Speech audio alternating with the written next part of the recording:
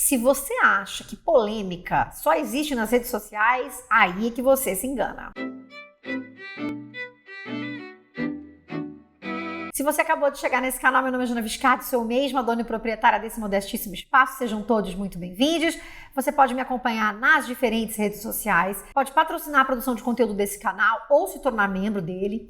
Pode aqui deixar o seu like, seu dislike, fazer os seus apontamentos, deixar os seus comentários e também compartilhar esse conteúdo com pessoas que porventura não conheçam o que eu faço aqui. E hoje a gente tem o segundo vídeo da série Linguistas do Mundo, em que eu vou trazer sempre as ideias, ou entre aspas aqui, as polêmicas, uma parte daquilo que se fala, o que se tem aí produzido e falado sobre esses diferentes linguistas do mundo todo. E hoje a gente vai falar de um linguista que está relacionado à fonética e fonologia, que foi o tema de vídeo do sábado passado. Acho sempre importante lembrar que esses meus vídeos, eles são uma introdução, uma pitadinha, para que você fique curiosa, curioso, curiose e busque então a partir daí outras informações. Eu sempre deixo textos aqui embaixo que aprofundam esse início de conversa que eu faço com vocês aqui. E hoje não seria diferente, você tem uma série de bibliografias aqui embaixo que podem ajudar você a conhecer mais daquilo que eu vou trazer hoje. E o que é que trazemos hoje? Polêmica? Polêmica! Hoje nós trazemos, gente, uma figura controversa dentro dos estudos da linguagem. E eu tô chamando de controversa porque é uma figura que pode ser entendido como linguista cristão. E aí você vai me dizer... Mas, Jana, o que é que isso significa? E de quem é que eu estou falando em primeiro lugar? Eu estou falando de Kenneth Pike, um linguista americano que nasceu lá em 1912 e faleceu em 2000, e que era professor da Universidade de Michigan, mas, para além disso, ele teve um cargo muito importante e definidor daquilo que é a produção dele, porque ele foi presidente de um instituto americano que se chama SIL, Summer Institute of Linguistics. A base financeira do Summer Institute of Linguistics vem de uma outra associação, uma outra organização, que se chama Wycliffe Bible Translators. Eu vou repetir, Bible Translators. Eles mesmos, os tradutores de Bíblia. Nós estamos falando de uma organização evangélica que não está atrelada especificamente a uma igreja evangélica, mas que tem justamente o foco em produzir traduções da Bíblia de línguas ágrafas, línguas que, portanto, não tinham alfabeto a princípio e que não tinham escrita e que passam a ter, a partir do momento que esses missionários / pesquisadores dão a conhecer essas línguas. E aí é que tem o papel importante do Kenneth Pike, porque ele foi um desses missionários e também linguista a produzir conhecimento em torno de diferentes línguas ágrafas ao redor do mundo e a partir daí produzir um dado alfabeto para cada uma dessas línguas e então a tradução do Novo Testamento. E aí, quando eu chamo isso de controverso, é porque, veja, a pesquisa, ela tem, nesse caso, um fim bastante particular, que é o da evangelização. E esse instituto, ele se envolveu com diferentes países do mundo, vários países da América Latina, dentre os quais eu dou um exemplo, como o exemplo do Peru, mas pensando, por exemplo, em países que se envolveram, né, que tiveram envolvimento com o SIL, a gente já tem também o México, são vários os países e o Brasil também é um deles. E aí eu deixo aqui embaixo um artigo do professor Vilmar D'Angelis da Unicamp, que faz uma crítica muito interessante e importante para pensar justamente a chegada desse instituto no Brasil, como é que se dá essa chegada, a relação desse instituto não só com linguistas, e aí a figura do professor Matoso Câmara é muito importante, esse pai da linguística, que de alguma forma, né, também participou disso, mas não só, como também a figura dos antropólogos e de museus que foram contactados pelo Instituto dos Estados Unidos e que acabaram estabelecendo acordos com esse instituto para desenvolvimento de atividades em comunidades indígenas no Brasil. É novidade? Não é novidade. Tá aí a catequização, né, indígena brasileira desde os idos de 1500, então isso não é uma novidade, mas é uma relação que é controversa, e não só controversa, que é problemática e que ao longo dos anos foi sendo questionada, o que levou até a mudança um pouco da relação desse instituto com universidades e museus no Brasil. Mas vamos lá, Kenneth Pike, ele mesmo, linguista e missionário, esteve inclusive no Brasil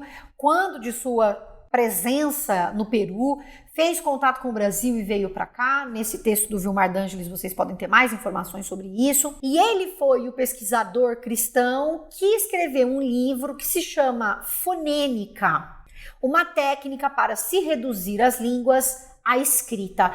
E aí aqui você já tem justamente esse atrelamento entre o tipo de pesquisa que o Kenneth Pike desenvolvia e esse outro interesse dele, que era em traduzir o Novo Testamento para essas línguas que tinham aí o seu sistema fonético-fonológico estudado por eles e então um alfabeto atribuído.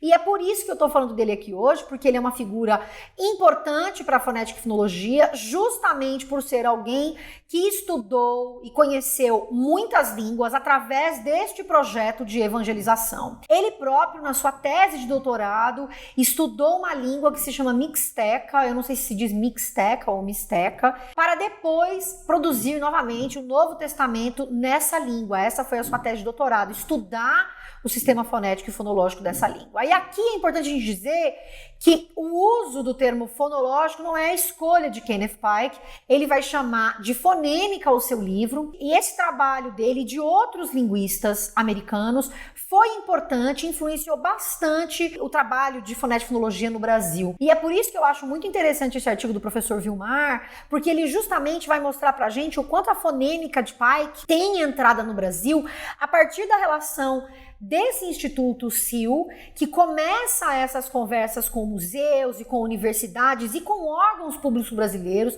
se associa a esses órgãos públicos para desenvolver atividades com comunidades indígenas, e a partir do conhecimento que eles vão desenvolvendo em outros países de catalogação, digamos assim, de línguas e de estudo dessas línguas, eles vão ganhando essa entrada nos diferentes países. E aí é com esse conhecimento que vai se produzir esses alfabetos, e é com esse conhecimento que vai então se produzir as traduções dos Novos Testamentos na Bíblia. E aqui tem outro elemento importante que é discutido pela professora Maria Cândida Barros, num artigo que eu deixo aqui embaixo também, que é a escolha desses pesquisadores missionários em definir qual seria a melhor alcunha em dado país ou grupo. Em que lugares eles deveriam se intitular missionários e em que lugares eles deveriam se intitular como linguistas.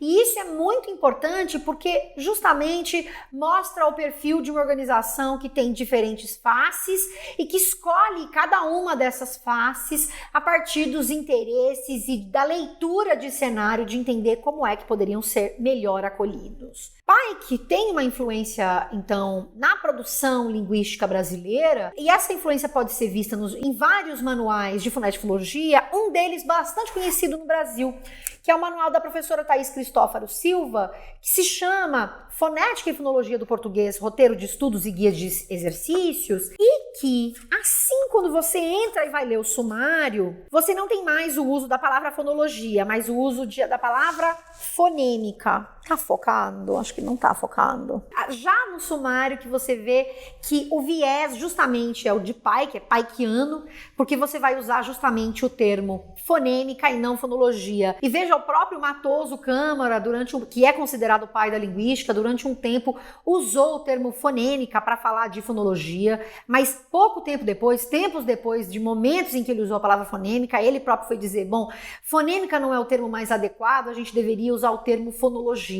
Tem aqui uma coisa que eu vou chamar de disputa teórica entre aquilo que é produzido pelo Círculo de Praga, na figura aqui de Trubetskoy, que era alguém que estava interessado em olhar para a fonologia e não destacar o fonema, mas entender justamente as oposições distintivas dentro de um dado sistema linguístico, e aí o conhecimento produzido como, por exemplo, por Pike, que é essa fonologia americana, que aí por Pike é chamada de fonêmica, e que teve um impacto, como eu já disse, muito grande no Brasil. Eu vou trazer aqui apenas 2 exemplos de premissas que estão no livro da Thaís Cristófaro, e eu deixo as referências embaixo, caso vocês se interessem por isso. E quando eu falo dessa disputa, é porque, por exemplo, o professor Vilmar vai dizer nesse artigo o quanto a fonêmica ela vai estabelecer um tipo de descrição dos fonemas de uma dada língua, língua, e como você tem aí essa coisa da redução para o sistema de escrita, então ele vai considerar que há aí um empobrecimento na descrição da dinâmica fonológica de uma dada língua, né? Mas eu trago aqui uma premissa só para você conhecer do que a gente está falando, do que se ocupa a fonêmica. E uma dessas premissas, está lá na página 119 do livro da Thaís Cristófaro, vai dizer assim: os sons tendem a ser modificados pelo ambiente em que se encontram. O que é que significa isso? Significa que você tem fronteira de sílabas e que isso poderia alterar, digamos assim, um dado som. A posição em relação ao acento pode alterar a maneira como esse som vai aparecer. Ou os sons que antecedem ou sucedem este som que está sendo produzido podem alterar essa dinâmica. Então, pensa, por exemplo, que você diz cospe, e esse cospe é cospe, mas que você diz esbarrar, e aí eu estou usando inclusive exemplos do livro, esbarrar, esse S, digamos assim, o que era S antes, ele está escrito como S, mas ele é produzido como Z. E aqui eu acho importante a gente destacar que uma coisa é a maneira como está escrita, eu já falei disso lá no vídeo sobre fonética e fonologia, e outra coisa é a maneira como é que esses sons são produzidos na língua, né? São coisas diferentes.